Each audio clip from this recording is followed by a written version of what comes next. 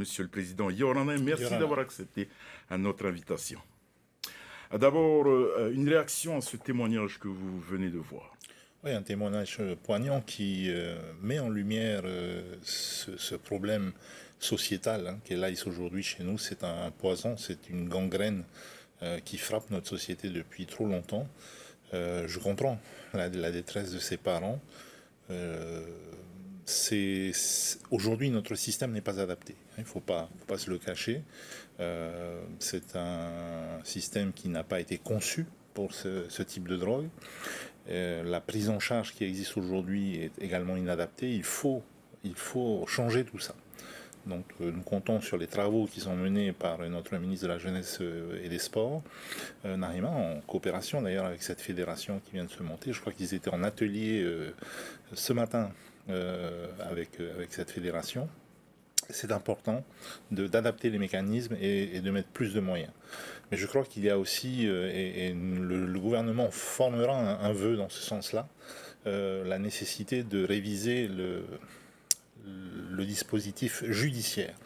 Aujourd'hui, les peines qui sont prononcées dans les cas de trafic d'ice ne sont pas suffisamment dissuasives, ne sont pas suffisamment lourdes. Je pense qu'il faut qu'on puisse obtenir de l'État qu'il y ait des quantums de peine plus élevés pour les trafiquants d'ice. Vous revenez d'un déplacement officiel à Paris. Monsieur le Président, vous avez sollicité plusieurs interlocuteurs. Vous avez multiplié les échanges entre Paris et Bruxelles. D'abord, sur un plan pratique, vous évoquez la stabilité pour l'avancée des projets, l'importance d'avoir un relais fixe à Paris entre le gouvernement à Barnier et le nouveau de Bayrou. Il y a encore des décisions en suspens. Il y a encore des décisions en suspens, alors effectivement du fait des changements de gouvernement. Vous savez, depuis que j'ai pris mes fonctions, je crois que j'en suis à mon 5e ministre des Outre-mer, ça n'aide pas. Pardon.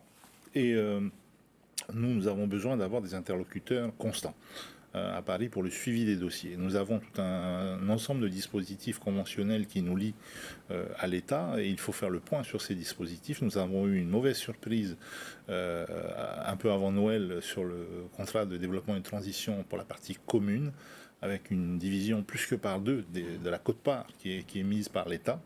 Donc j'ai voulu faire le point sur ces dispositifs conventionnels et que l'État nous dise clairement quelle sera sa participation à ces différents dispositifs conventionnels pour que le pays puisse s'adapter.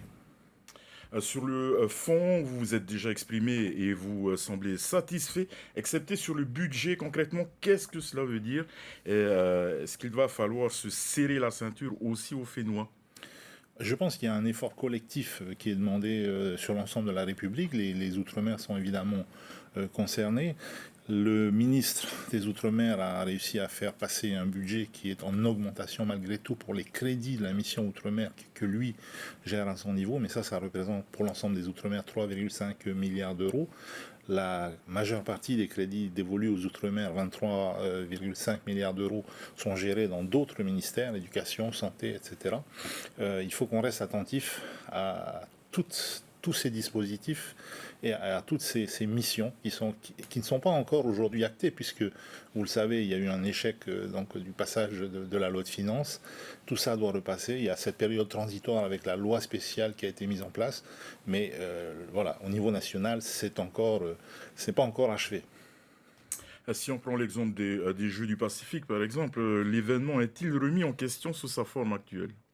Pour l'instant, non, mais nous attendons justement des confirmations. J'ai voulu réitérer au président de la République, au Premier ministre, au ministre des Outre-mer, l'importance de cet événement qui est demain, quasiment en 2027, sachant que nous devons fournir les infrastructures mi-2026 pour qu'elles soient validées par le comité des Jeux du Pacifique.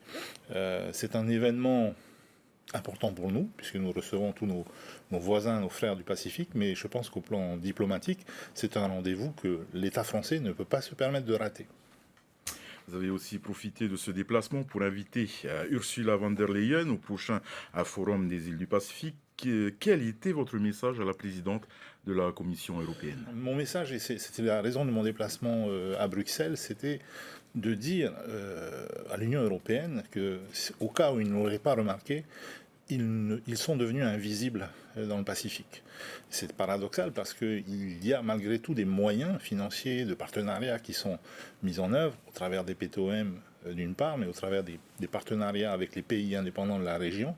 Mais aujourd'hui, face aux deux grandes puissances qui sont dans notre région, la Chine et les États-Unis, finalement la présence de l'Europe est complètement invisible. Donc si l'Europe veut continuer ou recommencer d'exister dans le Pacifique, il est temps, parce que je crois que ça fait 15 ans qu'un haut dignitaire de l'Union européenne n'a pas participé au Forum des îles du Pacifique, il est temps que l'Europe remette un pied dans le Pacifique. Au sujet des régions ultra-périphériques, la Polynésie inscrite dans le dispositif RUP, vous en rêviez, mais selon certains experts, le territoire n'est pas éligible. C'est toujours d'actualité.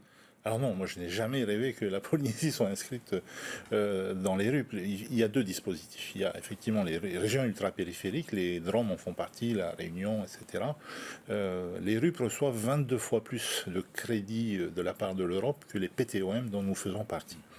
Maintenant, tout ça a un prix. C'est le prix de l'autonomie, c'est le prix de l'indépendance pour d'autres, puisque pour être RUP, il faut finalement céder toute une partie de ses compétences à l'Union européenne. Les RUP n'ont pas la maîtrise de leur politique de pêche. Les RUP n'ont pas la maîtrise de leur politique agricole. Et dans d'autres secteurs également, ils ont délégué ces compétences à l'Union européenne. Vous pensez bien que la succession des présidents autonomistes n'a pas voulu aller dans ce sens-là. Ce n'est pas un président indépendantiste qui ira dans ce sens-là. Moi, je plaide pour une augmentation des moyens dévolus au PTOM. Dans l'actualité, il y a aussi ces actions de l'Azerbaïdjan dans les territoires ultramarins. Le ministre des Outre-mer, Manuel Valls, dénonce des opérations d'ingérence et de déstabilisation. Quelle est votre position? Vous condamnez, comme le ministre, ces agissements? Moi, je n'ai pas à condamner je n'ai pas lu réellement les déclarations de Manuel Valls. L'État a sa perspective sur ce qui se passe dans ces collectivités. Les collectivités elles-mêmes ont leur perspective qui peut être différente. Je ne sais pas ce que veut l'Azerbaïdjan. Ce n'est pas mon souci. Mon souci, c'est que l'État précise ses intentions pour ces collectivités et entame un réel dialogue, que ce soit en Nouvelle-Calédonie ou chez nous.